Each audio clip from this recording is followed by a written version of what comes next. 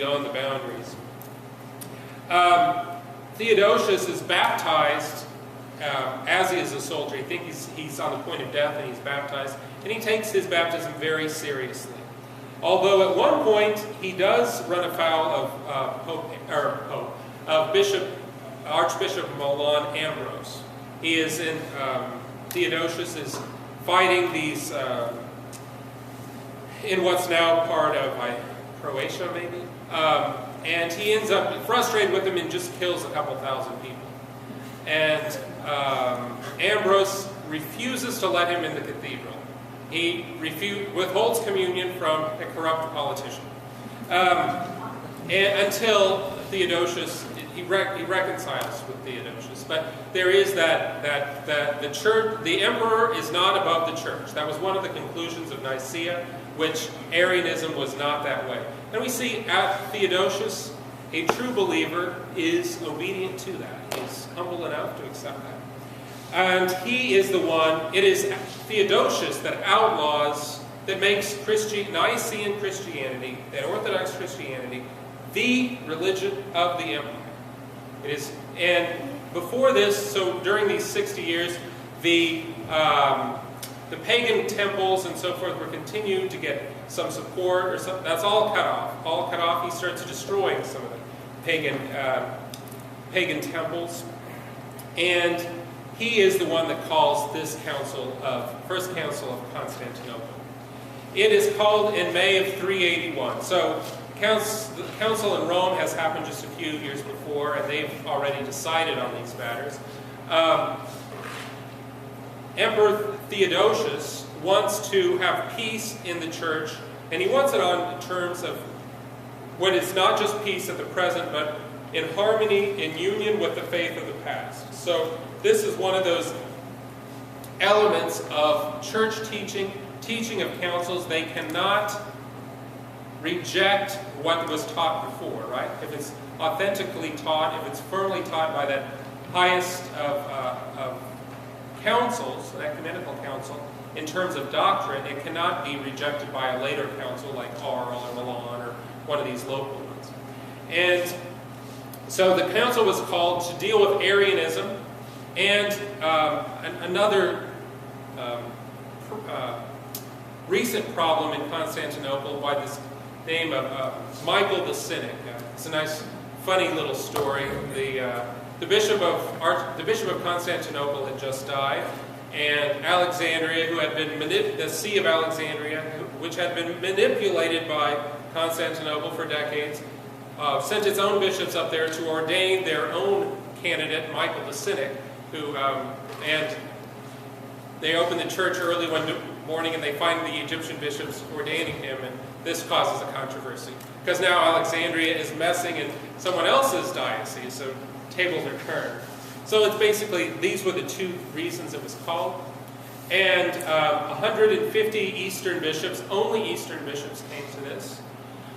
The Pope did not send any legates. This is one council the Pope is not represented.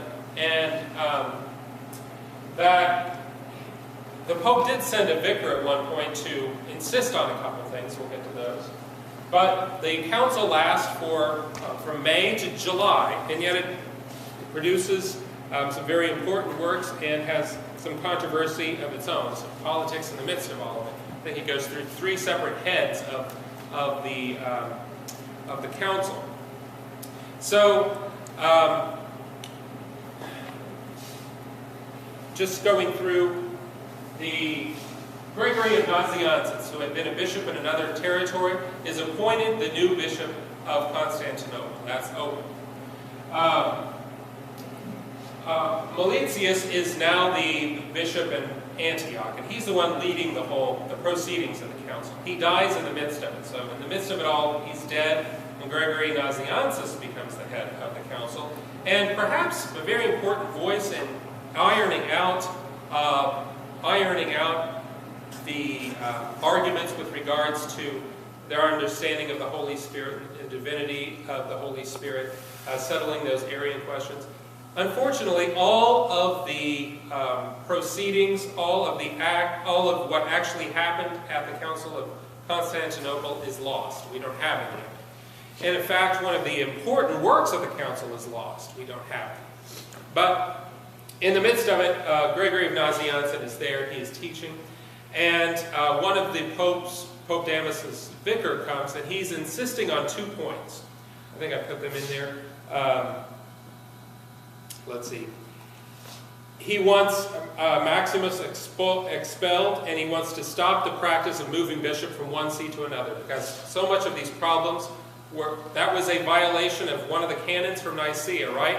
Bishops moving from one place to another. And this is just what Gregory had happen, so he steps down. He doesn't want to be involved in this anymore. And someone else takes over running of the council. So what is produced, what we know as the Nicene Creed, which we say every Sunday, is attributed to the council. Now, one of the curious things of history is that there's no record of this until the Council of Chalcedon, which is 70 years later. It may be that this was found in that work that disappeared in history, the Tome. So there is some book that they were talked about, which is talked about in the canons here, which disappears. It may have been in there. But this will come up in a couple of weeks. We'll see this again. So the Council of Constantinople, what we say on Sundays, we call the Nicene Creed, is that creed that goes back to Constantinople, which is kind of an elaboration on what Nicaea said, right? So what Nicaea had said, it expands certain points. And this is particularly true when we come to the Holy Spirit. If you remember, the creed in Nicaea stopped with the word "and the Holy Spirit." Right, from the last time, that's where the creed stopped. And so you can see everything that was added after that. So important teaching of the council there.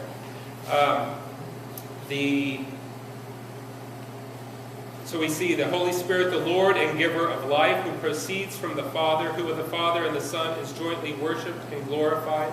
So one of the arguments about that the Macedonians, or the new Matamachioi, were saying that the Holy Spirit is a creature of the Son, right? That it is that was one of the false teachings. And so the way the Creed responds to that false teaching is to say that the Holy Spirit proceeds from the Father, and pointing back to the Gospel of John on that as well. So there were 7 canons attributed to the council itself. Only 3 kind of appear later on. The first 4 are the ones that are most closely attributed to it. And the first one, I'm going to read through all of it, it has all these different heresies and things. Basically it's saying the profession of faith of the Holy Fathers who gathered in Nicaea is not to be tampered with. And all of these other heresies tampered with it, they are illegitimate, they're anathematized. So all of those names that we've been throwing around here this week and last week, they're all anathematized. A second one specifies what's supposed to happen when there is a problem in a neighboring diocese. So many of these problems that happened in these 50, 60 years is one church without any authority intervening in meddling in the workings of another church, right? Another diocese. So one diocese meddling in another diocese. And it says that if there is an issue of fraud, so a bishop is charged by someone of defrauding, it doesn't matter what the person's religious background or character references are. He's to be listened to by the province, so let's say the archbishop and the synod of the other bishops in that province. But if it is a matter of faith, if it has something to do with the ecclesiastically, then it is important what the accuser's background is and what his religion is, because it might just be sharpening a sword, and we saw that, or sharpening an axe, right? And so we saw that with Athanasius. So this tries to solve that problem. The third canon here becomes controversial in the West, especially, and with Alexandria and Antioch,